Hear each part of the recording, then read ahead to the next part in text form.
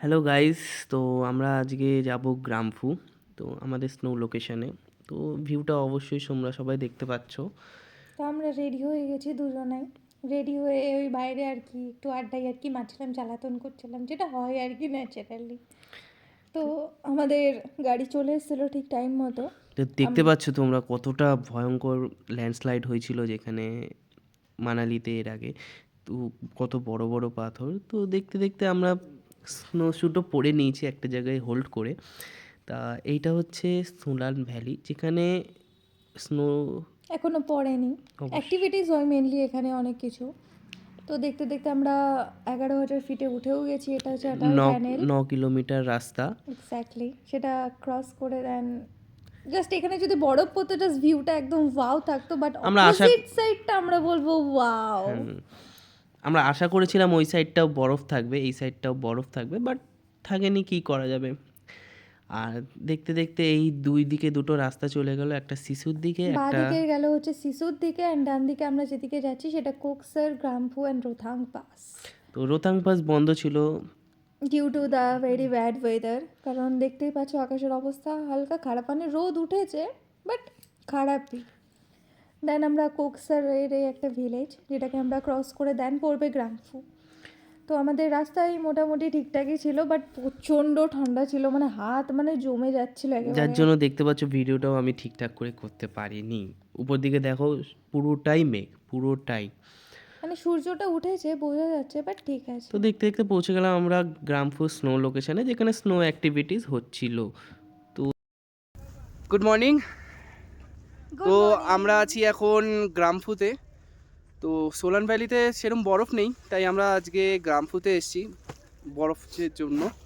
তো এখানে snow activities হচ্ছে, আর আমরা আছি এখন অনেকটাই উপরে, যেখানে স্নো আছে অ্যাকচুয়ালি। ট্রেকিং 10-15 মিনিটের ট্রেকিং করে আমরা উপরে উঠেছি।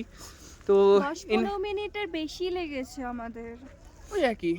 তো দেখতেই পাচ্ছ এখানে পুরো কি করছে। এখানে এরকম বরফ পাবে। তো এখানে ফ্রেশ বরফ আছে। না আর দেখো, সত্যি কথা বলতে, যদি এরকম বরফের মজা নিতে চাও তাহলে এই টাইমটা বেস্ট। আর যদি মনে করো যে এরও পরে আসবে, তাহলে এই জায়গাগুলো পুরো বন্ধ হয়ে যায়। হ্যাঁ, সুন্দর দেখতে, ভিউটা সুন্দর লাগে, বাট এখানে এসে এরকম বসে এনজয় করতে পারবে না। তবু আজকে সকালের দিকে ওয়েদারটা একটু খারাপ ছিল। একটু খারাপ ছিল। তো এখন দেখতেই পাচ্ছ সূর্য উঠেছে, ঠান্ডা লাগছে। তো বাকি হচ্ছে এখানে একটু ব্রিদিং প্রবলেম হচ্ছে, যাদের ব্রিদিং প্রবলেম আছে, যেমন আমার আছে। আমারও তো একটু আমার হচ্ছে, বাকি আদার্স কোনো প্রবলেম নেই। ঠান্ডা, প্রচণ্ড ঠান্ডা আছে। এবার রোদ উঠেছে, তাও রোদের গায়ে লাগছে, তাও প্রচণ্ড ঠান্ডা। তো বাকিটা ইনি বলবেন। বাকিটা বলতে, এখনো পুরোপুরি বরফ পড়েনি, ঠিক আছে?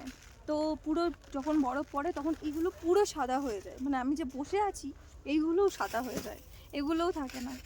তো আইদার এই টাইমে যদি আসো তাহলে এখানে এসে এরকম বসে এনজয় করতে পারবে। আর যদি এই টাইমে না আসো, তাহলে আমরা ক্যাব ড্রাইভারের কাছ থেকে শুনলাম জানুয়ারি লাস্টের দিকে বা ফেব্রুয়ারি ফার্স্টের দিকে সব থেকে বেস্ট। হ্যাঁ, ওটাই অবশ্যই একটু পিক সিজন থাকে, বাট ঠিক আছে। বাট এইরকম বরফের মজা নিতে হলে এখনই আসতে হবে, তাই না তো বলো? চলো টাটা। তো আমরা ওখান থেকে বেরিয়ে আমাদের পেয়ে গেছিলো হচ্ছে প্রচণ্ড খিদে। তো তার জন্য আমরা ওখান থেকে বেরিয়ে কোকসারেরই একটা ভিলেজে খাবো কিছু, দেখি এখানে তো পাবো হচ্ছে ম্যাগি বা কিছু সামথিং।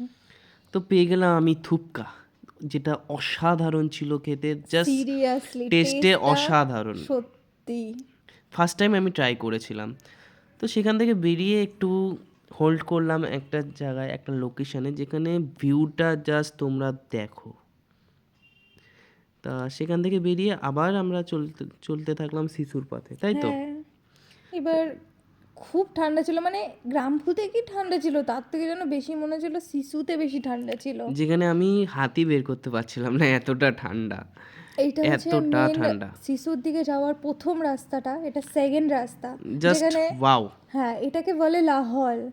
তো এখানে যেতে যেতে ওই যে ওখানে যে একটা সাইনবোর্ড টাইপের একটা দেখা যাচ্ছে অরেঞ্জ কালারের, লেখা ছিল লাহল মে আপকা স্বাগত হ্যাঁ। মানে জাস্ট ওয়াও, মানে এটা এটা বরফের সময় আরো হ্যাঁ সুন্দর দেখায়, হ্যাঁ, আরো বাট সুন্দর। আমরা পাইনি, কিছু এটা করার নেই আমাদের আর কি। ভাগ্য ছিল না। হ্যাঁ, তো এই যে ইনি খরগোশ পেয়েছে, এখানে পাগলামি শুরু করে দিয়েছে খরগোশ পেয়ে, জাস্ট দেখো তোমরা। মানে খরগোশগুলো দৌড়ে বেড়াচ্ছিল রীতিমতো ওখান থেকে, কিছু তো করার নেই। তা এটা হচ্ছে পাশেই একটা নদী। শিশুর লেক, এটা মেন হচ্ছে, এটা শিশুতে আমরা প্রপার যাইনি, বাট শিশুর কিছুটা আগে আমরা দাঁড়িয়েছিলাম। টু বি ভেরি অনেস্ট, মানে এত ঠান্ডা এখানে, তো জাস্ট আমি একটু এক্সপ্লোর করছিলা তুমি জায়গাটা, তাই না? আর কি। ঠান্ডার মধ্যে। তো যাই হোক, দেখা তোমরা হচ্ছে আবার নেক্সট ভিডিওতে ভিডিওতে। Thank you.